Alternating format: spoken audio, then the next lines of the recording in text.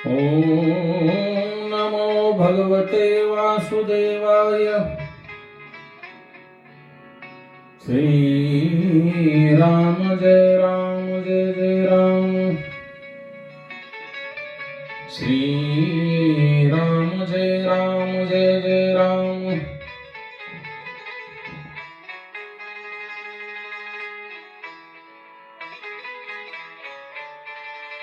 परमहंस सुखदेव राजा परीक्षितांना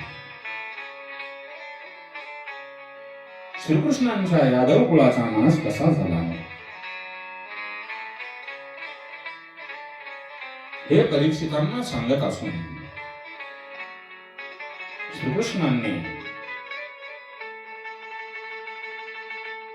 उन्मत आणि दुराचारी क्षत्रिय म्हणून जन्माला आलेल्या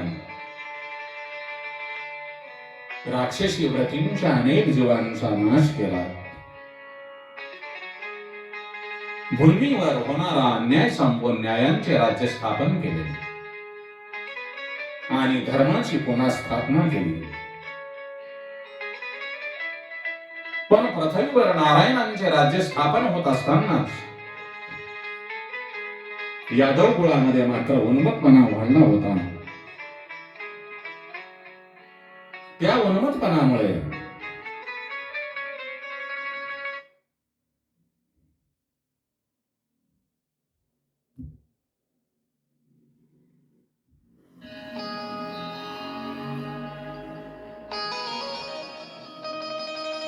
शांततेला आणि धर्माला बाधा येण्याची शक्यता निर्माण झाली होती।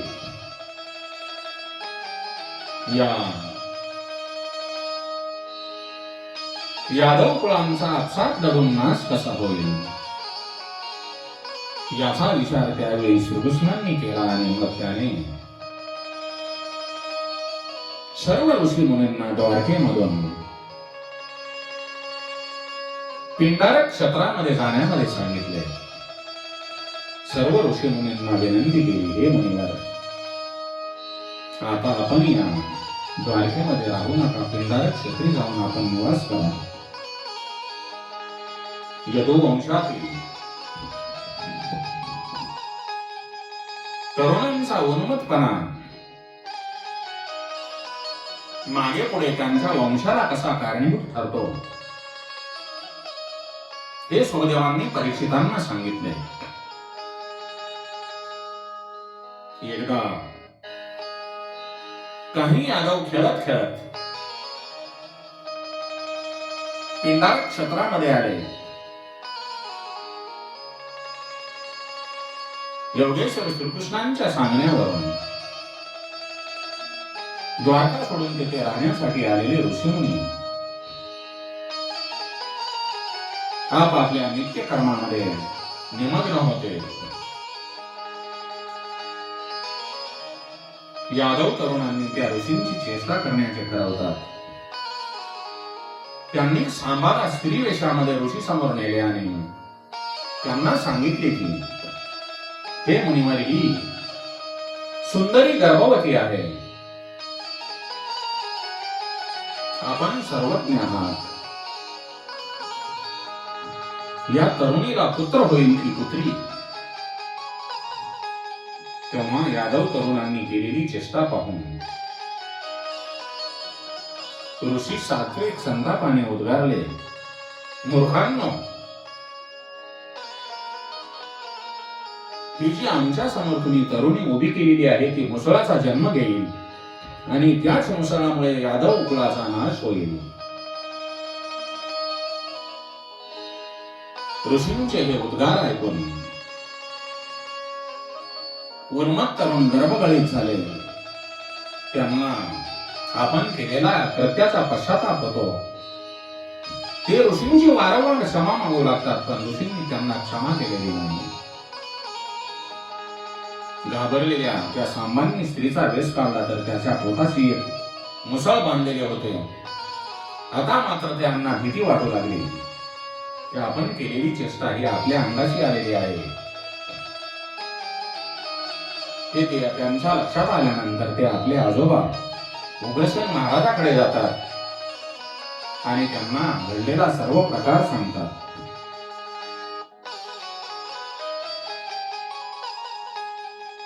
उग्रसेन महाराजही झालेल्या प्रकारामुळे घाबरून गेले आणि त्यांनी त्या मुसळाचे तुकडे करून समुद्रामध्ये टाकून द्या असे सांगितले. घडला प्रकार श्रीकृष्णांना सांगावा.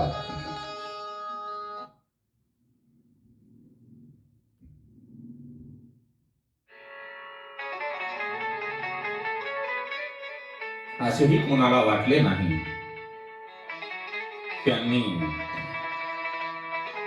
महाराजांच्या आज्ञेप्रमाणे त्या मुसळाचे तुकडे करून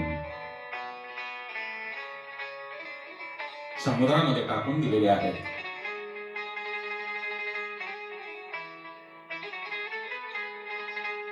मुसळाचे चूर्ण भरतीच्या पाण्याबरोबर प्रभास पित्राच्या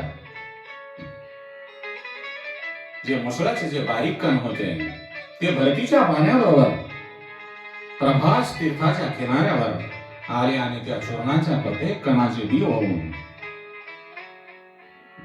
त्यापासून टणक काठीच्या जातीचे गवत निर्माण झाले. आणि त्याच्या बरोबर असे लोखंडाचे ते कडे एका माशाने गिळले. श्रीकृष्णांना जेव्हा या शापवाणीचे व्रत कळते तेव्हा ते उदासीन होतात आणि मनोमन विचार करतात की श्रीकृष्णांच्या कार्यांची समाप्ती झालेली आहे. संपूर्ण देवी देवता द्वारकेमध्ये सूक्ष्म रूपाने आले आणि त्यांनी योगेश्वर श्रीकृष्णांना निजधामाला येण्याची विनंती करतात. तेव्हा श्रीकृष्ण त्यांना म्हणतात, या जगामध्ये या यादवांना कोणीही प्रतिस्पर्धी नाही. त्यामुळे हे उन्मत्त झालेले आहेत. त्यांचा संहार केला की मी निजधामाला येईल असे म्हणून भगवंतांनी देवी देवतांची समजूत काढून त्यांना आपल्या नगरीमध्ये पाठवलेले आहे. त्यानंतर भगवान श्रीकृष्णांनी व्रत आणि सदव्रतांनी यादवांना प्रभास छत्री नेले. त्यानंतर द्वारकेमध्ये अनेक दुर्घटना घडतात. श्रीकृष्णाने ही प्रभास छत्री जाण्याची तयारी केली तेव्हा अनेक यादव त्यांना सोडण्यास तयार होईना. तेव्हा श्रीकृष्णांनी उद्धवाची समजूत काढली. तो म्हणाला, हे उद्धवा, आता माझे कार्य संपलेले आहे.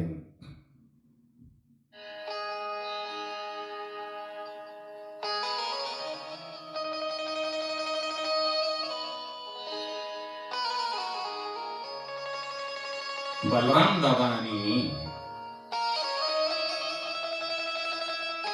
आता निजधामाला जाणार आहोत. यादव वंशाचाही आता नाश होणार आहे. आजपासून 7व्या दिवशी मोठा प्रपात होऊन द्वारका पाण्यामध्ये बुडणार आहे आणि त्यानंतर लगेचच कलियुगाची सुरुवात होईल. या कलियुगामध्ये अधर्म वाढेल आणि अधर्मी लोकांचा प्रभाव वाढेल. या नाशवंत जगाचा मोह आता तो सोड आणि आत्मस्वरूपामध्ये लीन हो. सर्व गुण दोषापासून तो आपोआपच मुक्त होशील.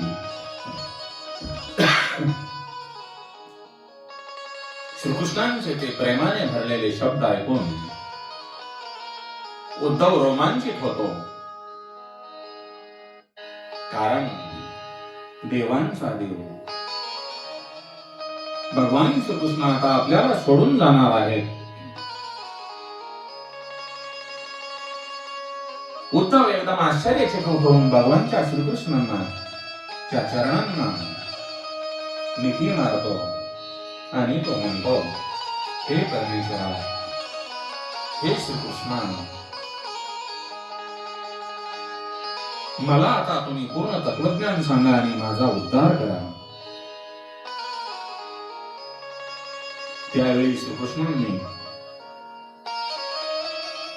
दत्त अवधूतांनी यादव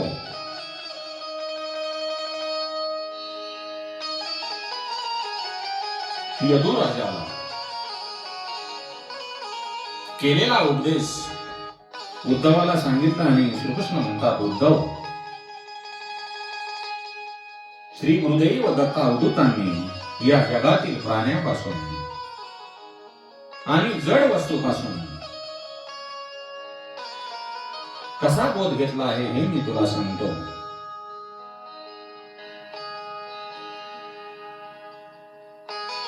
श्रीकृष्ण उद्धवाला सांगतात, जपोत्तरांनी यदुराजाला सांगितले की या सृष्टीकडून मी बरेच काही घेतले आहे. तिनेच मला 24 गुरु दिलेले आहेत आणि त्यांच्यापासून मला जे ज्ञान मिळाले ते मी तुला सांगतो. गुरु कसा असावा?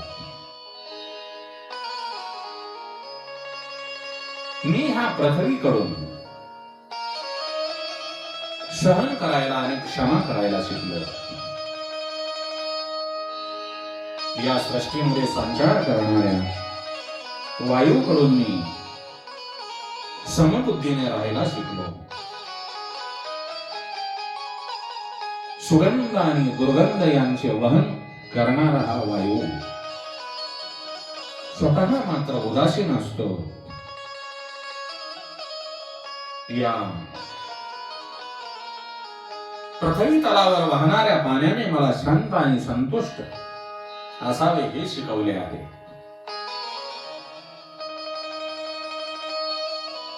या आकाशापासून मी त्याच्याप्रमाणे साविकारी राहायला शिकलो. माझा 5वा गुरु म्हणजे अग्नी आहे. त्यांच्याकडून मी पावित्र्य घेतले. विवेक रूपी अग्नी अंतरात प्रकटला की त्या अंतरात पापाचा शिरकाव होत नाही, जळून भस्म होतो.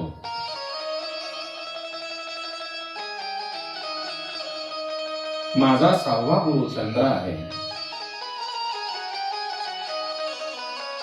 तो चंद्र प्रतिपदेपासून पौर्णिमेपर्यंत, वृंदीगत होणारा चंद्र पौर्णिमेनंतर अमावस्येपर्यंत क्षीणाजात होऊन जातो, पण त्याची शीतलता कधीही ढळत नाही. माझा 7वा गुरु आहे सूर्य. सूर्यनारायण देवता. सूर्यनारायण देवतेपासून मी परोपकार शिकलो. तो पृथ्वीवरील प्राण्यांचे, सूर्यनारायण देवता ही पृथ्वीवरील पाण्याचे बाष्प शोषून घेते आणि पावसाच्या रूपाने ते परत पृथ्वीला देतो. आपल्या आत्म्याने सुद्धा असेच अधिकारी असावे, परोपकारी असावे. माझा 8वा जो गुरु तो कपोत आहे. कपोत पक्षी. कपोत पक्षाची पिल्ले जाळ्यामध्ये सापडली तर आपल्या पिल्लांना वाचवण्यासाठी स्वतः मादी जाळीही जाळ्यामध्ये सापडते आणि नरही मादीच्या स्नेहापोटी स्वतःला जाळ्यात अडकून घेतो. म्हणून अतिस्नेह हा मृत्यूला आमंत्रण देणारा ठरतो. म्हणून कोणामध्येही आसक्ती ठेवू नये आणि कोणाच्या मृत्यूमुळे दुःखी होऊ नये. माझा 9वा गुरु अजगर आहे. कारण प्रारब्धाप्रमाणे जे प्राप्त होईल त्यात आनंद मानावा हे मला अजगराने शिकविले आहे. वरच्या श्रेणीतील साधकांनी देहभोग प्राप्तीसाठी अजगराप्रमाणे उदासीन राहावे. माझ्या धाकट्या गुरुने सागराने कसे मर्यादित राहून इतरांना संतुष्ट कसे करावे हे शिकविले. अथांगपणातून गांभीर्य कसे प्राप्त होते हेही मला सागराकडूनच शिकवी कळाले.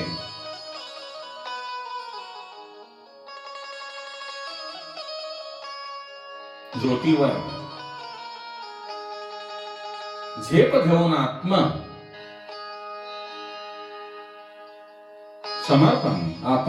करणाऱ्या पाखराने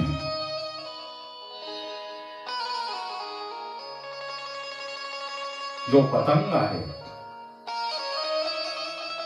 तो ज्योतीवर झेप घेतो आणि आपल्या मरणाला कारणीभूत होतो. त्याप्रमाणे ज्योतीवर झेप घेऊन आत्मार्पण करणाऱ्या पतंगाचा जसा विनाश होतो तसं एखाद्या ज्या व्यक्तीचं बाह्यरूप आहे त्या बाह्यरूपाच्या मोहामध्ये कधीही पडून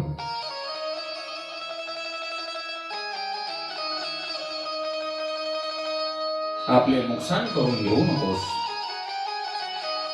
कोणाकडून काही मिळवायचे असेल, प्राप्त करून घ्यायचे असेल तर ते फुलामधला मध जो गंध आहे, मध आहे,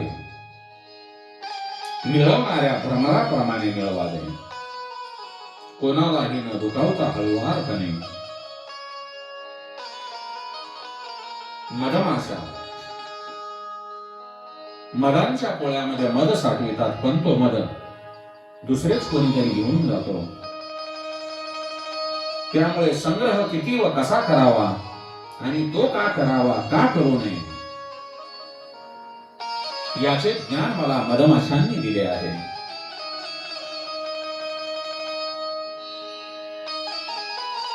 फासे पारद्याने खणलेल्या खड्ड्यात हत्तींच्या मोहामुळे पडणाऱ्या हत्तीनेही मोहामध्ये माणूस कसा फसतो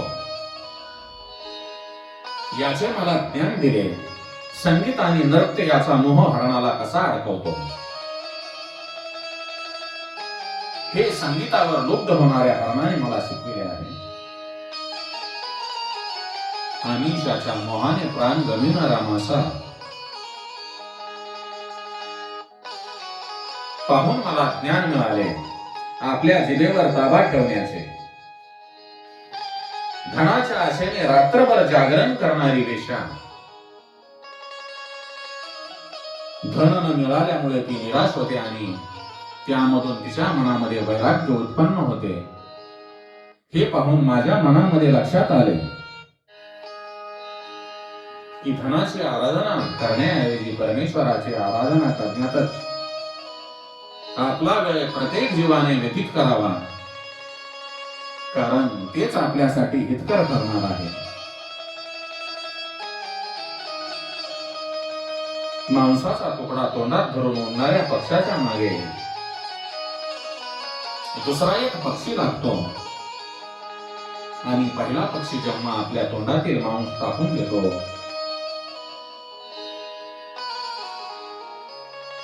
तेव्हा दुसरा पक्षी त्याचा पाठलाग करणे सोडून देतो. हे पाहून माणसाने विरक्ताने अपरघरी असावे हे मला शिकवले आहे. लहान बाळांना खेळताना पाहिल्यावर लक्षात येते की तिथे आत्मानंदाने खेळत आहे. कोणत्याही बाह्य गोष्टीचा त्याच्या आनंदावर काहीही परिणाम होत नाही. लहान बाळाप्रमाणे साधकानेही नेहमी भगवंताच्या भजनामध्ये, नाम संकीर्तनामध्ये, आत्मानंदामध्ये मग्न राहावे हे मी निरागास अशा बालकाकडून शिकलो आहे.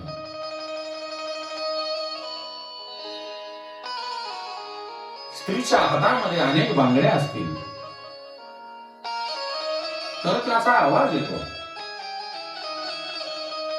तिच्या हातामध्ये जर एकच बांगडी असेल तर तिचा आवाज होत नाही. कलयोगी माणसाने असेच एकटे राहावे. जो कर्मयोगी माणूस आहे त्याने सुद्धा असे एकटे राहावे. हे मी स्त्रीच्या हातातील बांगड्यावरून शिकलो. बाण तयार करणाऱ्या लोहाराकडून मी एकाग्रता शिकलो. अल्पसंतुष्ट असणे, कोणाच्याही सहाय्याची अपेक्षा न ठेवणे आणि लोकांपासून दूर राहणे,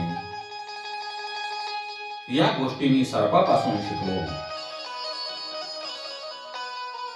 जाळे तयार करून त्या जाळ्यामध्ये विलीन होणाऱ्या कोळ्यापासून मी परमेश्वराच्या विश्वनिर्मितीचे रहस्य शिकलो. स्वतःच निर्माण केलेल्या सृष्टीचा नाशही तो स्वतःच करतो, हे मला त्या कोळ्यानेच शिकविले. भ्रंगाच्या भयामुळे कीटक भ्रमरूप होऊन मातीच्या घरट्यात राहतो. आपण याचे चिंतन करतो. मग ते भयानो असो वा प्रेमाने, त्याचे रूप आपल्याला प्राप्त होते, हे मी त्या कीटकापासून शिकलेलो आहे. दत्ता अवधूतांनी यदुराजाला सांगितलेला हा उपदेश श्रीकृष्णांनी उद्धवाला आत्मज्ञान व्हावे म्हणून सांगितला. श्रीकृष्ण पुढे म्हणतात, हे उद्धवा, प्रत्येक प्राणीमध्ये मात्रामध्ये असलेला जीव हा माझा अंश आहे, पण अविद्येमुळे तो बंधनामध्ये राहतो. ज्ञान प्राप्त झाले की तो बंधनातून मुक्त होतो, पण मला मात्र हे बंधन नाही आणि मोक्षही नाही. संतांच्या संगतीमुळे जीवाला ज्ञान प्राप्त होते आणि मग त्याचा मृत्यू हाच त्याचा मोक्ष असतो. श्रीकृष्ण म्हणतात, उद्धवा, संसार हा एक वृक्ष आहे.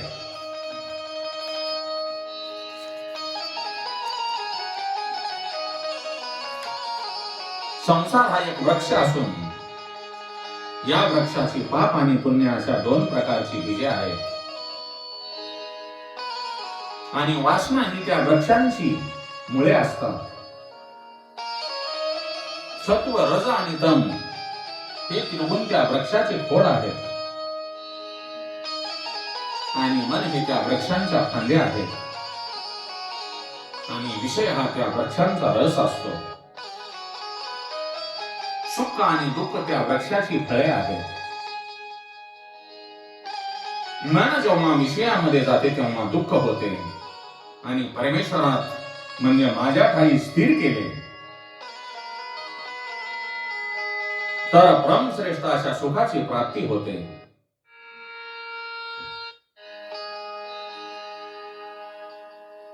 मनाचा ईश्वरात लय करणे हा महायोग आहे. योग, सांख्य, वेद आणि तप या साऱ्यामध्ये भक्ती योग श्रेष्ठ आहे.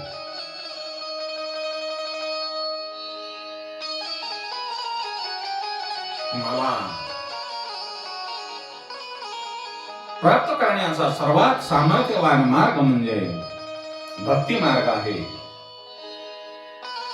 उद्धवाच्या जिज्ञासेचे शमन करण्यासाठी मग श्रीकृष्णांनी त्याला श्रम, दम, तप, धन, लाभ म्हणजे काय हे सांगितले.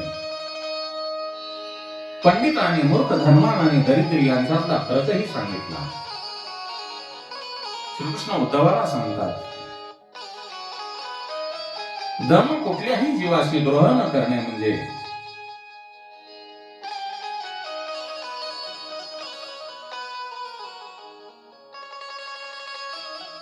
श्रीकृष्ण म्हणतात, हे उद्धवा,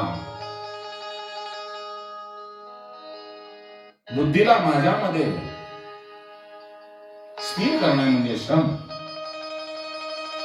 इंद्रियांना वश करणं म्हणजे दम.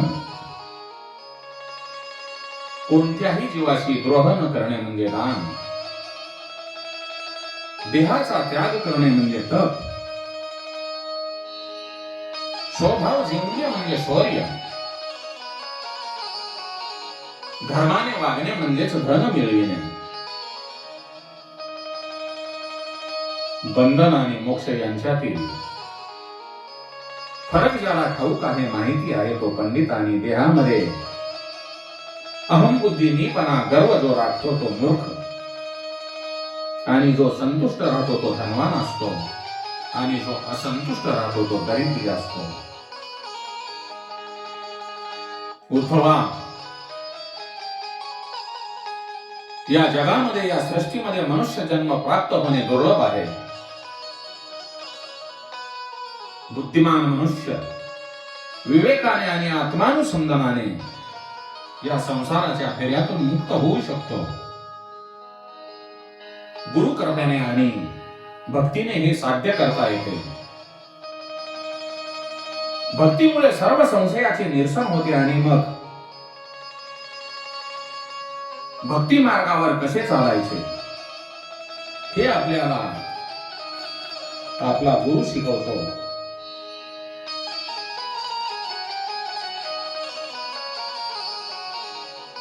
भगवान श्री कृष्ण उद्धव गीता सांगत आहेत.